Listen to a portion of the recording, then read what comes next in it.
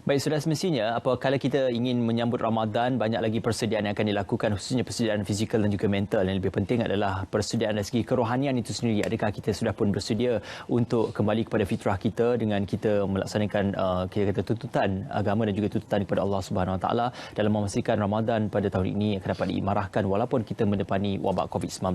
Baik, untuk bercakap lebih lanjut tentang persediaan Ramadan dalam kita mendepani wabak COVID-19 ini, saya Mak Pesati pada pagi ini bersama dengan Ustaz Haryanto Rizal Lokman untuk bersama dengan kami. Assalamualaikum, selamat pagi Ustaz. Apa khabar? Waalaikumsalam. Alhamdulillah Ustaz, ya, dijangkakan insya-Allah mungkin esok kita akan menyambut Ramadan yang pertama ataupun hari yang pertama untuk Ramadan. Tetapi persediaannya yang lebih penting adalah kalau kita bersedia menyambut ataupun bersedia menghadapi wabak COVID-19 ini, sudah tentu kita juga perlu bersedia untuk menghadapi satu bulan yang dianggap mulia dalam bulan Islam.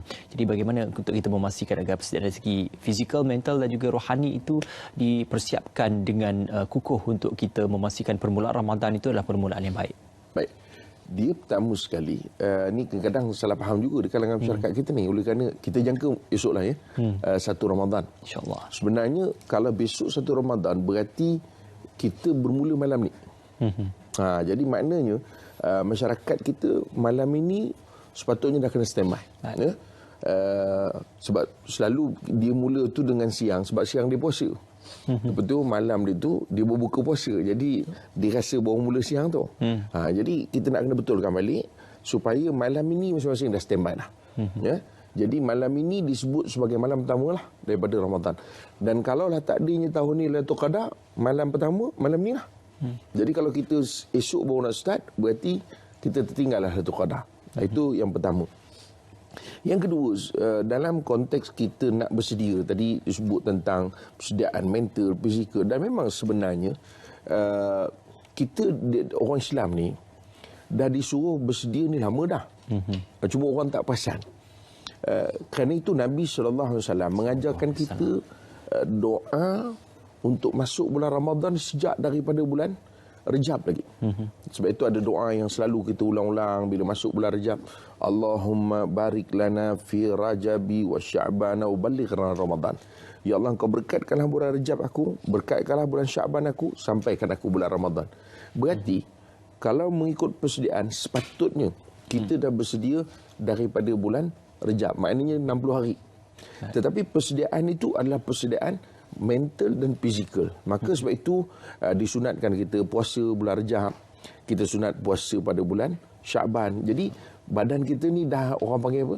Istilahnya kita kata Dah biasa. Dah biasa dah. Makna dah boleh tak makan siang hari kan.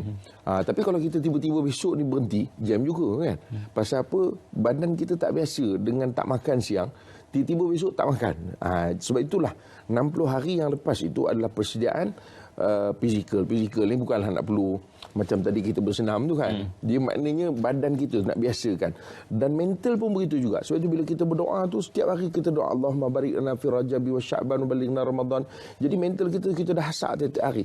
Ni tak lama nak masuk Ramadan, nak masuk Ramadan. Jadi berarti dari segi persediaan mental kita dah sentiasa bersedia, menyediakan kita punya pemikiran untuk Ramadan. Begitu juga sebenarnya rohani kita, jiwa kita. Jadi jiwa kita tu bila diasak begitu dengan kita berpuasa. Jadi bila kita berpuasa pada bulan Rejab, bulan Sya'ban baru ini, dan kita dah buat perkara-perkara yang sunat itu. Jadi akhirnya jiwa kita ni sudah, bahasa kita kata lentur lah. Dah lembut dah.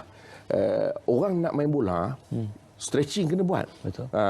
Kalau saya main bola dulu. Mesti stretching dulu. Kalau tidak, kita kaki kita nanti tak pasal-pasal kena jam dan sebagainya. Jadi sebab itu mesti stretching dulu. So sebenarnya persediaan kita ni kita dah buat. Dan kita hanya tunggu untuk masuk dalam bulan Ramadan saja. Sebab itu sekarang ni saya ingat dalam lebih kurang lepas 15 Sya'ban baru ini pun kita dah mula ulang kaji berkaitan dengan Ramadan ini pun istilahnya kita dah buat banyak kali berkait dengan Ramadan. Jadi persediaan tu semua dah standby dah. Yang perlu sekarang ni kita nak masuk saja di dalam bulan Ramadan. Okey, dan sudah semestinya Ustaz ya, kalau boleh kita lihat bulan Ramadan ini bulan yang cukup istimewa kerana banyak amalan-amalan sunat yang boleh disertakan sekali dengan amalan berpuasa pada bulan Ramadan. Jadi ini mungkin menjadi, kalau kita kata persediaannya itu perlu untuk kita melaksanakan penjadualan dan juga perlu kita meletakkan prioriti atau keutamaan amalan itu yang paling penting mendahului kepada kegiatan harian yang lain. Jadi bagaimana kita nak memastikan agar kita menjadi Muslim yang seimbang dalam kita memastikan kehidupan seharian dan juga amalan terhadap Allah Subhanahu Wa Taala itu diseimbangkan dan juga dijayakan. Cantik. Satu perkara, saya lupa nama siapa? Ismail. Sebenarnya saya nak bagi tahulah kita masyarakat di kita di Malaysia. Tahun ini kita special bulan Ramadan kita. Kenapa? Kebanyakan kita bulan Ramadan ini akan duduk di rumah. Jadi maknanya kalau kita boleh sebut fokus pada bulan Ramadan tahun ini berbeza dengan tahun sebelum. Sebelum ni kita kena kerja. Jadi yang bekerja letihnya dengan macam-macam benda nak kena buat. Jadi fokus tu dia tak berapa nak dapat 100%. So tahun ni kita tak ada reason dah. Tak ada reason dah. Kerajaan bagi tahu tak payah kerja dah. Memang tak boleh keluar kan. Bukan tak kerja je, tak boleh keluar pun. Jadi maknanya kita memang duduk di rumah nak fokus pada Ramadan. So kalau tahun ni kita tak boleh buat, maknanya kita memang sebenarnya kita tak beri remnoh lah dengan Ramadan ni. Betul. Jadi ini peluang untuk kita. Yang cuma kita kena belajar lah. Kena tahu, kena ada ilmu, dan saya percaya ruang untuk belajar hari sekarang ni banyak. Media-media online ni Allahu Akbar. Ya, saya rasa Ismail pun biasa tengok dekat Facebook ke sebagainya, mana-manalah. Hari ni orang bercerita, orang ceramah, kuliah apa sebagainya. Jadi kita ada peluang dan ruang untuk kita nak memahami Ramadan itu exactly bagaimana yang sepatutnya kita untuk kita berada. So fokus kita sebut tadi soal menyeimbangkan di antara tuntutan agama dengan kehidupan, dan ini peluang kita. Walaupun benda ni ialah kita pun tak terfikir nak buat jadi begini. Cuma keadaan kita hari ini begitu. Baik. So kita manfaatkan sepenuhnya. InsyaAllah.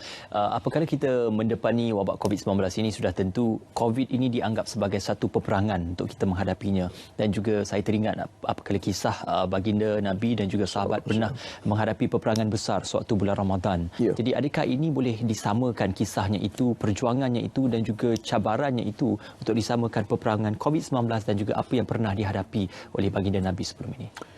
Saya rasalah kita sebagai orang Islam sebenarnya apa sahaja yang berlaku kepada Rasul sallallahu alaihi wasallam itu adalah panduan untuk kita, ya. Kerana Nabi sallallahu alaihi wasallam walaupun baginda itu manusia, tetapi baginda itu seorang rasul. Jadi apa yang berlaku kepada baginda Nabi SAW tak sama macam kita, Ismail. Kalau pada kita mungkin kita ada urusan yang kita buat, itu urusan kita. Tetapi Nabi SAW apa sahaja yang Nabi buat, tingkah laku baginda Rasul SAW, perkataan baginda Rasul SAW, semua adalah contoh dan juga manfaat untuk umat. So kalau kita melihat kepada apa yang berlaku kepada Nabi SAW, para sahabat dalam bulan Ramadan, mereka terus berjihad, ada macam-macam usaha yang mereka buat, maka sebenarnya semangat itu memang kita ambil. Bukan soal COVID saja, tetapi sebenarnya kita apply dalam kehidupan kita, apatah lagi ketika COVID ini. Sebab itu kita tengok hari ini contoh sejak daripada awal lagi, apabila pihak autoriti dalam kerajaan kita, khususnya dalam konteks agama ni, majlis fatwa kebangsaan, majlis-majlis fatwa negeri menentukan sesuatu hukum, itu sebenarnya satu roh yang memang daripada Nabi SAW, bagaimana ketika umat Islam bersama dengan Nabi mematuhi perintah baginda Nabi SAW. Nampak tak? Dalam peperangan mesti ada komander dia. Betul. Jadi mereka patuh, mereka sungguh-sungguh ikut. Begitu juga sepatutnya kita. Jadi sebab itu kita sebut, dalam konteks ini bukan Ramadan saja. Sebenarnya batang tubuh Nabi SAW ini daripada kehidupan kita seluruhnya. Bermakna ini yang sepatutnya berlaku kepada kita orang Islam. Dalam konteks kita hari ini dengan COVID lebih-lebih lagi, artinya kepatuhan kepada komander itu penting. supaya dalam kita berperang, kita duduk dalam satu barisan, kita duduk dalam satu gerak kerja yang sama. Tapi bila dah semua pakat nak jadi komander, payahlah. Baik tu bagus juga lah soalan tu. So kita pesankan kepada kita yang di luar sana, tak kira lah cerdik mana pun kita, dalam konteks kita nak berdepan dengan satu-satu masalah, khususnya dalam nak menentukan ni. Macam sekarang ni orang sibuk semangat nak pergi sembahyang tarawih, nak pergi ke surau, ke masjid, bertenang. Kadang-kadang kita terlampau banyak sangat argumentasi. Oh, ke sana boleh, yang itu boleh, apa lagi, baru ini dia bagi tahu kerja kilang boleh, yang buat bangunan boleh, jadi kenapa sembahyang tak boleh? Bertenang. Sekarang ni kita ada komander, ikut komander kita. Okey. Itu konsep dia, mesti pegang. Dalam kita menghadapi COVID-19 ini, di situlah kita tahu sebenarnya apakah amalan yang diharuskan ataupun yang diwajibkan dalam Islam dan juga perbezaan dengan agama, budaya dan juga agama yang kita amalkan. Contohnya mungkin kita berbudaya sebelum ini adalah untuk kita saling menziarahi, berbuka puasa bersama sahabat handai di luar dan sebagainya. Ada bazar Ramadan dan juga akan membeli belah untuk Syawal dan sebagainya. Tetapi mungkin kali ini budaya itu sudah tidak lagi dapat diaplikasikan. Kita kembali kepada fitrah, melihat kepada pelaksanaan hukum sahaja. Jadi bagaimana kita melihat ini, mungkin kita kata manfaat Ramadan kali ini untuk kita kembali kepada hukum yang paling asas sekali, Ustaz. Minta maaf lah Ismail. Ustaz rasa ada benda yang Ustaz setuju, ada benda yang Ustaz tak setuju. Maksudnya, contoh budaya ni masih kita boleh buat, Ismail. Macam contoh dalam konteks kita nak bersama-sama dengan sahabat-sahabat buka puasa. Cuma kewujudan kita dengan sahabat tu tak ada. Tetapi dari segi makanan boleh bagi. Bagi saya nombor telefon, bagi saya alamat Ismail, saya hantarkan pizza buka puasa. Jadi maknanya masih lagi kita dapat dipanggil istilahnya melakukan perkara yang sama, cuma keadaan sikit berbeza. Itu saja. Kita nak bersedekah masih lagi sama. Hari ini cuma yang tak boleh dalam bentuk fizikal. Kita nak pergi ke masjid, nak masuk dalam tabung, tak boleh. Tapi masjid ada nombor akaun. Terus apa dengan kepala? Kan? Jadi apa perkara pun yang sebelum ni kita buat, kita tak boleh buat cuma dari segi fizikalnya saja. Berziarah, kita kata.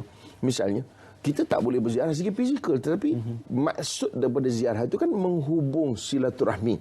Jadi itu masih boleh berlaku. Hari ini lagi canggih. Sekarang orang dah belajar dah, makcik-makcik dekat kampung dah belajar dah macam-macam. Zoom lah, Skype lah, Google satu lagi Hangout lah, apa sebagainya. Cerdik. Jadi maknanya benda dari segi prinsipnya masih dapat berlangsung, cuma mungkin dari segi dia panggil bentuknya itu mungkin berbeza. Kalau dulu physically kita bertemu begini, tetapi mungkin sekarang ni kita gunakan kaedah yang lain, tapi masih lagi kita boleh melaksanakan prinsip-prinsip yang sebenarnya ada dalam perbuatan tu. Okey. Sebelum ini Ustaz, kita digalakkan untuk tidak melaksanakan atau melakukan pembaziran sewaktu bulan Ramadan, kerana itu yang amat kita kesali, kerana apabila Ramadan menjelang tiba, budaya pembaziran itu berlaku. Betul. Apakah hikmahnya dalam COVID-19 ini apabila kita tidak lagi boleh berbelanja seperti biasa ataupun tidak boleh lagi boros seperti biasa, maka amalan pembaziran itu dapat dielakkan? Pertama, saya harap apa yang kita tak dapat buat tahun ni, tahun depan pun jangan buatlah. Kan? Maksudnya, tahun ni mungkin tak ada pembaziran lah kalau istilahnya tadi. Kenapa? Kita makan apa yang ada di rumah aja. Orang nak keluar pun tidak. Mungkin kalau orang buat online dan sebagainya, saya cukup yakin jumlahnya itu tidak sebanyak yang sebelum ini. Tapi yang kita risau, yang berlaku pada kita ini sementara kerana kekangan. Dia bukan jadi suatu tabi'i kepada kita, bukan satu pemahaman. Sepatutnya kita faham bahawa pembaziran itu tidak perlu wujud. Sepatutnya dalam konteks kita berpuasa, kita mensyukuri apa juadah yang kita ada, ataupun ketika kita berbuka tadi, itu prinsip yang paling pokok dalam konteks bersyukur tadi. Tetapi yang kita tengok mungkinlah tahun ni bersyukur sikitlah. Pasal apa? Bazar Ramadan pun tak ada. Berbuka puasa di hotel dah tentu tak ada. Jadi buffet offer dah tak ada dah lah. Ya? Jadi makanlah apa yang ada di rumah. Cuma yang kita khawatir, benda ini belum mampu mendidik. Sebab itu, kalau saya rasa apa yang penting masyarakat Islam kita ialah mengambil dan mempelajari apa yang sedang berlaku sekarang, itu lebih baik. Maknanya supaya nanti ke depan kita juga dalam keadaan sama. Maknanya kalau sekarang ni boleh kan, kita tak buka puasa dekat hotel, tak makan buffet macam-macam segala buffet, RM100 lah, RM200 dan sebagainya, bazar Ramadan dan sebagainya, okey je. Puasa kita boleh berlangsung dan kita boleh melaksanakan dengan sempurna. So makna ke depan pun begitu. Harapnya lah, harapnya. InsyaAllah, mudah-mudahan. Baik, juga ada yang banyak memperkatakan tentang amalan bersedekah ini. Di bulan Ramadan, amalan bersedekah itu banyak dilaksanakan. Betul. Ataupun banyak yang ingin bersedekah dan juga banyak yang ingin memberikan sumbangan. Tapi ada juga mengatakan bukan saja perlu pada bulan Ramadan, tapi pada masa-masa dan ketika lain itu juga bersedekah itu perlu untuk membantu mereka yang memerlukan. Jadi bagaimana tanggapan konotasi Ramadan itu hanya dianggap sebagai satu bulan untuk bersedekah, sedangkan bulan yang lain dipandang sepi begitu saja, Ustaz? Inilah masalah masyarakat kita apabila kita melihat Ramadan itu sebagai Ramadan. Kalau kita melihat Ramadan ini ialah satu ibadat dan dalam ibadat itu ada satu pendidikan. Artinya filosofi daripada Ramadan ini jarang kita nak tengok. Para ulama bincangkan, bahkan perkataan yang paling sinonim dengan Ramadan ini disebut sebagai madrasah. Madrasah ini kalau bahasa orang putih kita panggil School of Ramadan. Nah, artinya Ramadan adalah tempat untuk memberi kepahaman pada kita, pendidikan pada kita. Yang kita sebut dalam hadis Nabi SAW, man fattara sa'iman kana lahu mithlu ajrihi. Maknanya siapa yang bagi makan orang berbuka. Ini pendidikan supaya kita ni dirangsang 30 hari bagi makan orang berbuka, bagi makan orang buka. Kelangsungan daripada rancangan ni apa? Supaya lepas daripada Ramadan, Ismail, kita jadi orang yang sentiasa rasa nak bagi orang makan.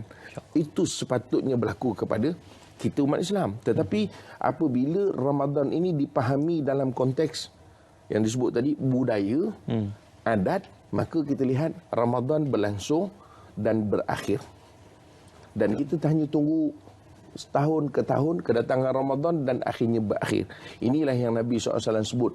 Mungkin ini sebagai yang terakhir. Kata Rasul SAW, raghima anfu rajulin dakhala alaihi Ramadan thumma salakha qabla ayyughfara lahu. Berugilah orang yang masuk Ramadan, kemudian dia Ramadan ni habis dan dia tidak diampunkan dosa-dosa. Kenapa? Dia tidak belajar sesuatu pun daripada Ramadan. Dia hanya betul-betul menahan lapar, dahaga dan berbuka. Itu saja. Wallahu a'lam. Wallahualam. Baik Ustaz, seperti kita sedia maklum, Al-Quran itu diturunkan semasa bulan Ramadan dan juga mukjizat ataupun nikmatnya itu juga banyak diperturunkan semasa dalam bulan Ramadan. Jadi Ramadan ini istimewa, bukannya kita ingin membandingkan dengan bulan lain, tetapi keistimewaan Ramadan itu sendiri ada pengenalan dan juga keistimewaan itu sendiri. Dalam kita mengenal kalam Allah ataupun Al-Quran itu sendiri, bagaimana kita bukan hanya mengenal dari segi huruf yang dibaca ataupun harafiahnya yang kita sebutkan atau kita lagukan, tetapi kita mengetahui makna dan juga perintah di sebaliknya, Ustaz. Sebab itu apa dipanggil Ramadan itu disebut sebagai Syahrul Quran, bulan Al-Quran.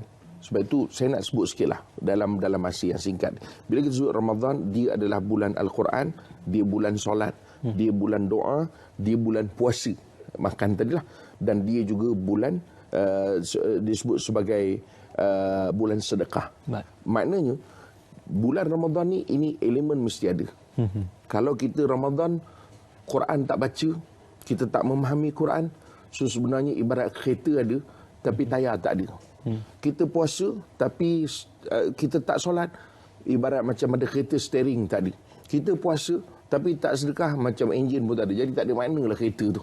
Buat ambil gambar je lah. Ya? Sebab itu saya kata, bila kita sebut tentang bulan Ramadan adalah bulan Al-Quran, so gunakan. Hari ni Ismail tak ada, we have no reason. Saya kalau marah macam orang putih.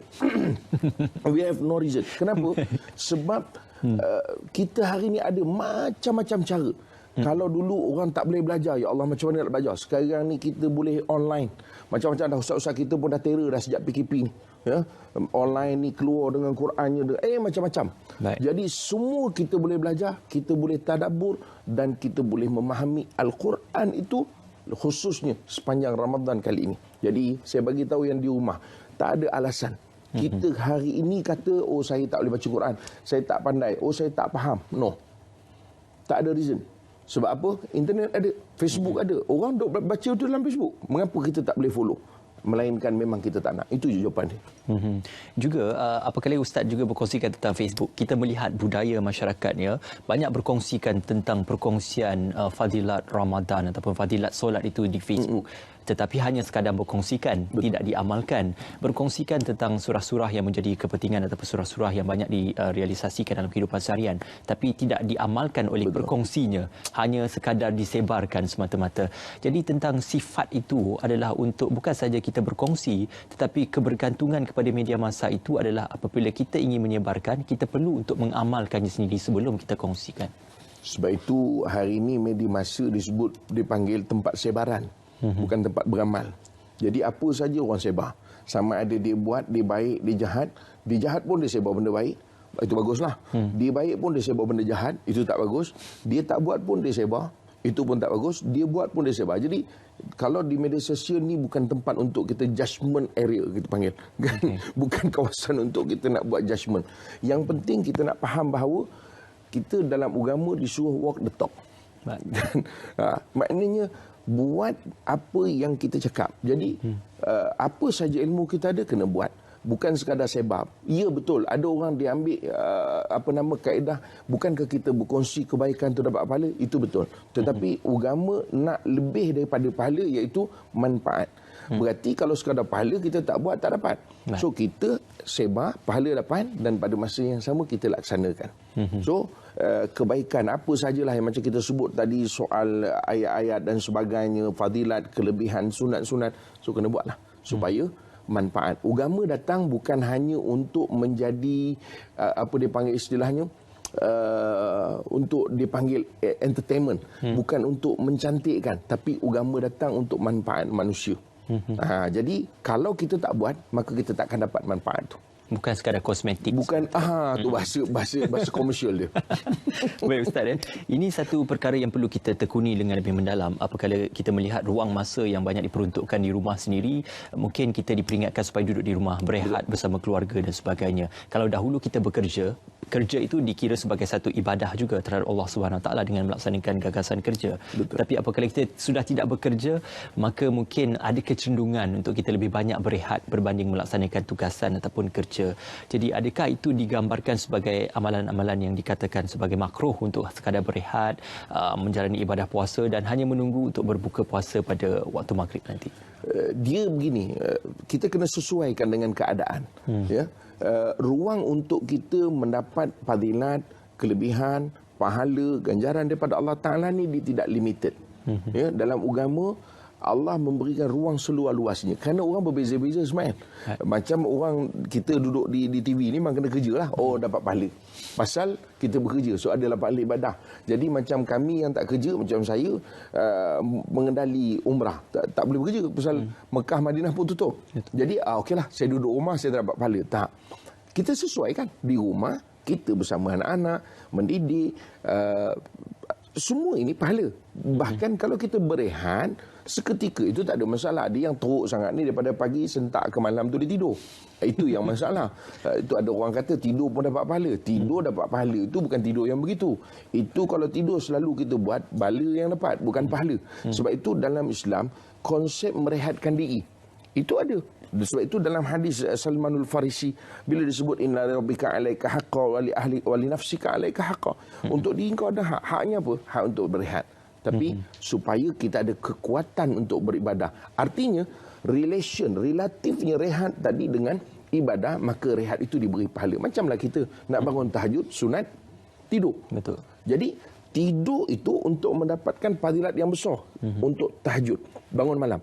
Artinya kalau siapa yang tak tidur, tahajud dapat pahala? Dapat. Tetapi besar lagi pahala bagi orang yang tahajud dengan tidur waktu siang. Berarti tidurnya itu dia ada hubung kait dengan bangun malam tadi, maka dapat pahala tidurnya tadi. Nampak tak?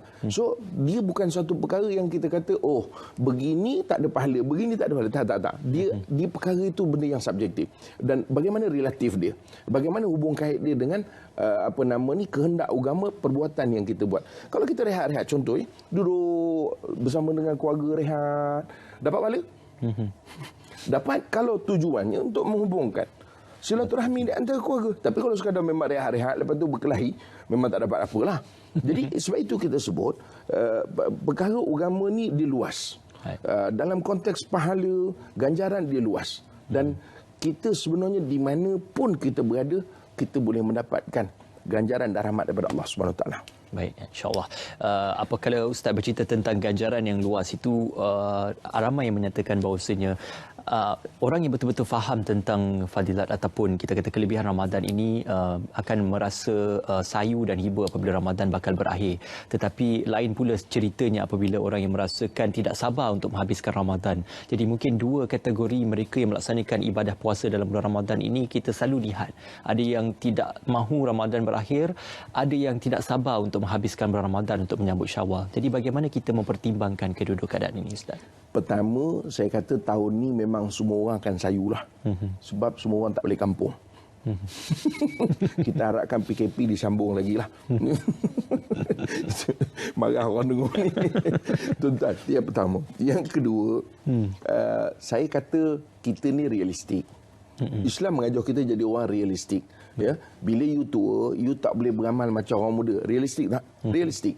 So, you miskin, you tak macam orang kaya, you tak boleh sedekah macam orang kaya. Realistik tak? Realistik. So, Islam ni mengajar kita jadi orang yang realistik. Ramadan, you suka ke you tak suka, 30 hari je. Tak usahlah nak buat-buat. Kalaulah Ramadan tahun ni 2 bulan, tak payahlah. Itu semua kosmetik tadilah. Ya? Action je. Baik. So, Ramadan memang 30 hari. Cuma, maksud kita sedih itu bukan meraung-raung macam orang tak balik kampung. Artinya dia memberi kesan dalam diri kita. Betapa kita rasa, ya Allah, seronoknya hari itu Ramadan 30 hari kita boleh berpuasa. Seronoknya berpuasa. Ya Allah, seronoknya 30 hari ni dapat baca Quran. Kita rasa, ya Allah, aku lepas Ramadan ni boleh baca Quran tak? Ya Allah, seronoknya dapat qiyam hari itu. Lepas Ramadan ni boleh bangun tak malam-malam? Ke memang tidur malam dan siang? Jadi maknanya itu dipanggil, yang kita dipanggil istilahnya apa? Rasa apa dipanggil istilahnya tadi, hiba. Bukan hiba sedih tak masal macam tu kan, menitis air mata. Kenapa? Sedih Ramadan nak berakhir. Dan tu nak berapa? Kalau boleh 60 hari, sudahlah temberang. 60 hari besok kita komplain pula, lama betul Ramadan ni. Pendek sikit tak boleh ke? So maknanya hakikat ini, tetapi maksud daripada apa yang agama nak ialah supaya dia memberi kesan kepada kita. Macam kita lah, Ismail. Betul. Saya jumpa sekejapnya dalam 20 minit, 30 minit ni je. Kan? Habis takkan lepas ni saya nak meraung. Kenapa meraung ni? Dah tak jumpa Ismail lagi. Tak. Maksudnya dia memberi kesan. Mana, oh ni Ismail. Jadi kita jumpa tengah jalan, so oh Ismail lah. So itu maksud kesan tadi. Bukan saya guling-guling sampai keluar dekat apa nama ni, polis kat depan tu. Kenapa Ustaz nangis ni? Saya dah berpisah dengan Ismail. Dahsyat sangat gambaran itu, Ustaz. Dan untuk kita menutup perbualan dan juga perbincangan kita ni, Ustaz, mungkin satu perkara yang perlu kita tamsilkan adalah apabila Ramadan itu ibarat kejahatan itu dipenjarakan, dan juga segala perkara hati busuk ataupun dengki itu juga turut terpenjara dalam hati kita. Mungkin kita boleh berubah menjadi insan yang lebih baik, dan juga mungkin kita boleh berubah menjadi sesuatu yang lebih diterima masyarakat selepas Ramadan. Jadi bagaimana untuk kita memastikan bukan hanya sekadar Ramadan sebagai pengubah diri kita, tetapi juga hari-hari yang lain juga adalah hari yang lebih baik untuk peluang kita berubah. Dia begini, Ismail. Kalau kita nak memahamkan konsep ini, kita mesti memahamkan konsep tempat pendidikan, atau kita panggil tadi sekolah tadi, ataupun kita whatever lah, universiti sebagainya. Kenapa orang mencari tempat pendidikan yang baik? Betul tak? Kalau orang yang anaknya cerdik, dia nak tempat anak masuk di sekolah yang memang budak-budak pun cerdik, dengan maksud yang jenis kaki nak belajar je. Kan? Asyik nak belajar, nak menghafal dan sebagainya. Itu yang dia nak. Kalau dia duduk sekolah tempat yang budak-budak berseronok tak tentu hala, maka dia tahu efek pada anak-anak dia. Itu satu. So, apa kelebihan Ramadan? Kerana Ramadan Allah Ta'ala letakkan kita dalam satu bulan. Kita ni, Ismail, kadang-kadang jahat. Kerana setan dia bisik. Yuwaswisu fi sudurinas, kata Allah Ta'ala. Dia bisik-bisik. Agak saya kadang-kadang setan tu dah lari lama dah. Yang bisik tu kita sendiri. Jadi Ramadan ni Allah Ta'ala bagi ruang yang mana setan ni sufidati syayatin. Dibelenggu setan. Maknanya senang cerita, bulan Ramadan ni kalau siapa masih nak mokok tu bukan setan dah. Itu pasal setan tak ada bisik. Setan dah dibelenggu dah. Dia tak lewat kerja dia. Bahasa mudah kita. So maknanya kalau kita masih lagi nak mengumpat bulan Ramadan ni, itu bukan setan dah. Itu bukan setan dah. Jangan tanya saya siapa setan tu. Jadi itu maknanya itu jawab sendirilah. Maknanya sudah dibelenggu, berarti kita di sini bulan Ramadan ni Allah bagi 30 hari. Okay, fine. Kalau kau nak berubah, this is the right time. The right point untuk berubah. Saya marah tu. Pasal cakap betul. Maknanya, so bulan Ramadan ni Allah bagi kita sebaik-baik tempat untuk kita buat kebaikan. So kalau tak boleh buat juga, tak boleh sedekah juga, memang kau haji bakhil lah. Kalau kau tak boleh juga nak berubah, mengumpat juga, memang mulut kau ni, orang panggil mulut apa? Orang kita panggil mulut bangkai. Lebih kurang gitulah maknanya. Ni netizen panggil. Artinya, saya minta maaf lah kadang-kadang perkataan tak jumpa. Dahsyat perkataan. Maknanya kau memang teruk lah. Tempat yang baik dah ni. Macam anak kita. Hantar ke sekolah yang terbaik. Ini memang budak asal keluar saja semua dapat 10A. Baik. Walaupun memang 9 subjek, A tambah satu lagi. Maknanya anak kita keluar 10F. Memang bukan masalah sekolah tu. Anak kita memang teruk. So kita pun sama juga. Masuk bulan Ramadan, teruk juga. Bukan masalah lagi dah setan tu. Engkau, bukan kau lah. Maksudnya kau itu. Kita semua sama-sama lah Ustaz ya. Segalanya bermula dari hati dan juga dari diri.